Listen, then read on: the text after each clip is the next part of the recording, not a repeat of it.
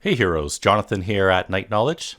YouTube recommended me a popular New World content creator channel for their invasion guide, and it was surprising that the person only won their first invasion 2 weeks ago.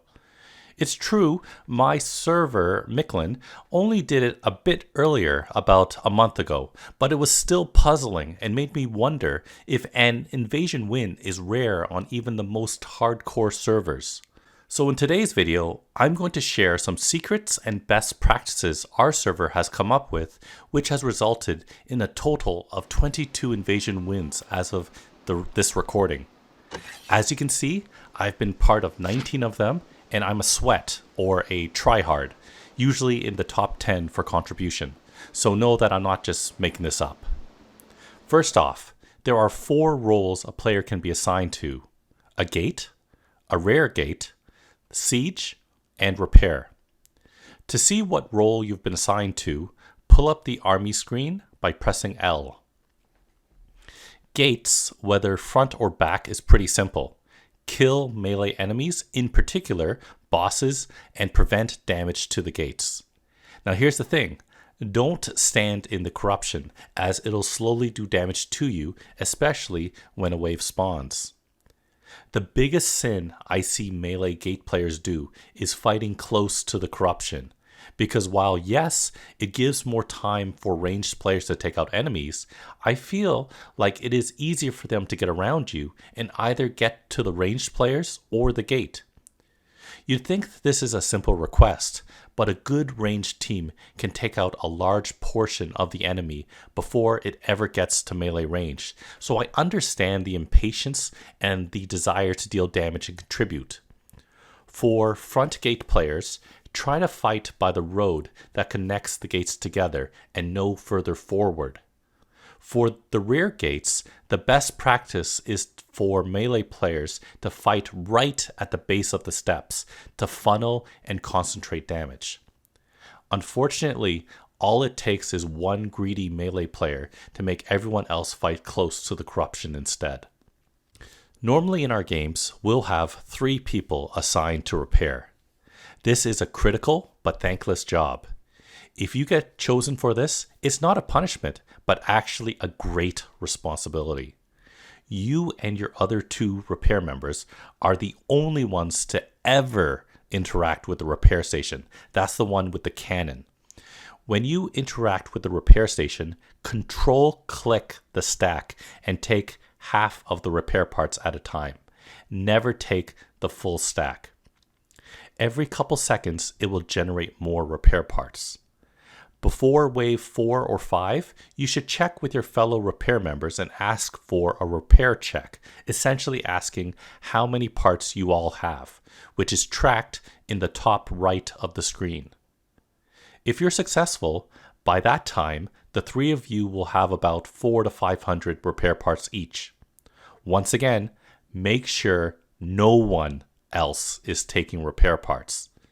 In the repair role, you'll be paying attention to the door icons at the top of the screen and listening to the callouts to know what gate you might need to run to start repairing. Your secondary objective is to shoot any incoming cows that turns into bubbles. If shot in time, they disappear, but if you don't destroy the bubble, it'll turn into a grunt or a bomber, which can deal a lot of damage inside of your base. If you have the time, you can use a ranged weapon to help take out ads. Note, you should not be repairing your own siege turrets.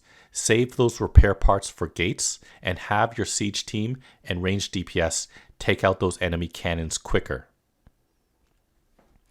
Most new players or under-leveled players will be assigned to the siege team. Some consider this a boring role, but is just as critical as the repair team. There should be 1 siege member per side of the rear, hopefully equipped with a good ranged weapon to take out ads when not using the siege turret. All the other siege members will run from gates A to C on the rampart. Your responsibility is to shoot and destroy any enemy siege machines that spawn, in particular the ones that shoot cows. If a cow gets shot behind you, make sure you shoot the subsequent bubble before the grunt or bomber spawns. In the later waves, though, the most important task for you to do is to shoot both eyes of the skulls that spawn. These skulls will shoot laser beams that will melt anyone in seconds. Always focus the left eye first, then the right. Why? Because by focusing on one eye, you'll destroy it first, thus having the DPS of the skull. Once both eyes have been destroyed, stop shooting the skull. It is essentially harmless. If your Rampart has a repeater cannon, you can use them to tag enemies. Not specifically to kill them, but tag them so you get war tokens when they're killed that can be used to buy ammunition kits to replenish the ammo of your siege machines. This will be more important if you're a siege member with, say, a melee weapon. The last thing to talk about for the siege team is the bosses. The Brute, the Commander, Mage, Spriggan, and Bear. If the boss attacks the gate, go nuts with the siege on them. But if a player taunts the Mage, Spriggan, or Brute off the gate, do not attack that boss anymore. The Spriggan, Brute, and Mage do far more damage to the gate than the other bosses. And if you deal damage and cause aggro, it'll go back to smashing the gate instead. It is absolutely okay to attack the Commander and the Bear because they both do either minor damage or no damage to the gate and can kill your melee team instead very quickly.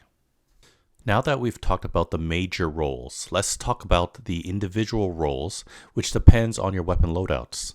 We have the Great Axe, mages, healers, ranged, and melee DPS. Great Axe users are very important for one particular skill, Gravity Well.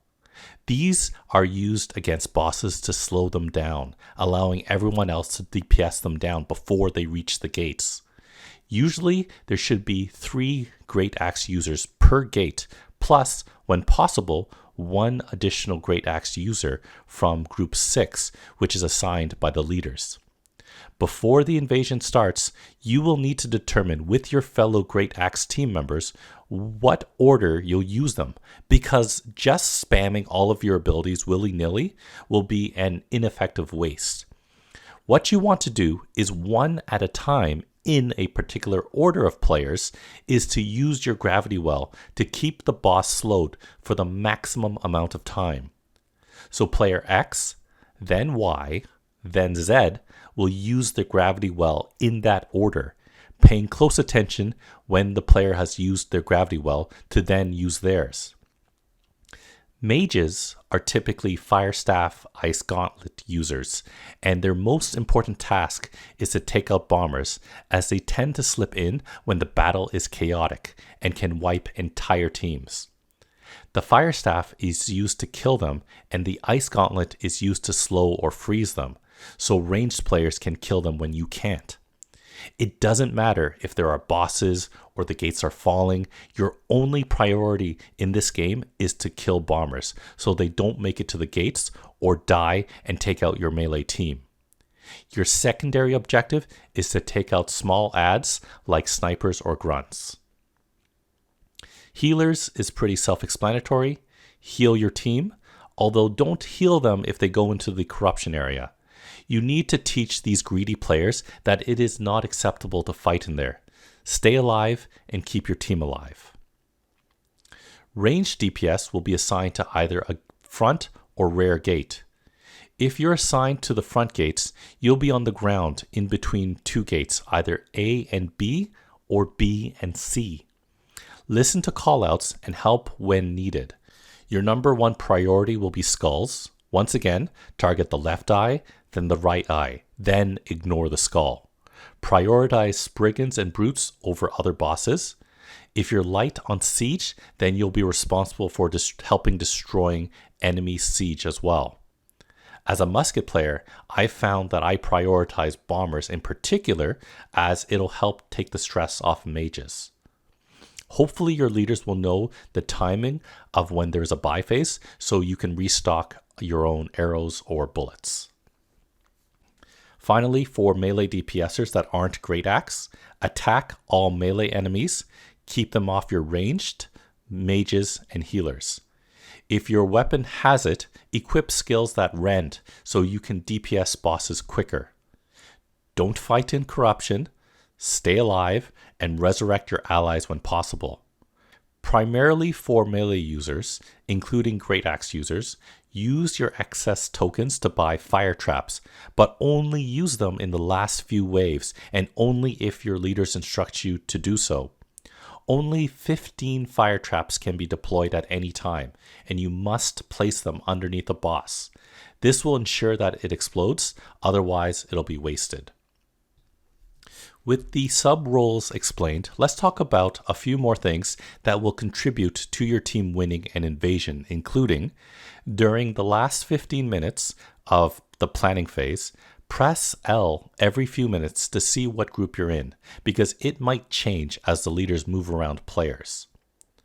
Move around and avoid an AFK kick, because there is about a 2-minute timer. We've found that by crawling and setting yourself to auto walk, it requires the least amount of micromanagement. Read the army chat and listen to your leaders as they come up with a strategy. Buy ammunition if you're a ranged player. I found the following best practices have been used in our invasion wins. Everyone needs to be in Discord. I'm a shy person by nature and I don't like public speaking, but you won't need to. All you need to do is be in the Discord and listen to the callouts. Our most successful invasions were push to talk, and only assigned players, essentially one for each gate, had to talk. Also, if you don't join the Discord, you might miss roll call, meaning you might get kicked from the invasion by the leaders. They don't do it out of malice because we want everyone to be part of the team and to coordinate properly. Using Discord and being in voice chat is definitely going to become more prevalent for the future, so just start getting used to it right now. Everyone needs to use corrupted coatings, honing stones, and attribute food. All three increases your damage and are critical to wins. On my server, the leaders tend to give them out for free. On yours, you might need to buy or make your own. Be ready to use these in the last 30 seconds before the invasion starts. No one expects you to know what to do your first time in an invasion, but make sure you ask questions if you have them. My leaders tend to always ask if anyone has questions about their role, even if it's the first few waves of the invasion. This is so important because if you know your role, you don't have to worry about anyone but yourself. So that is the strategy and best practices my server uses for invasions.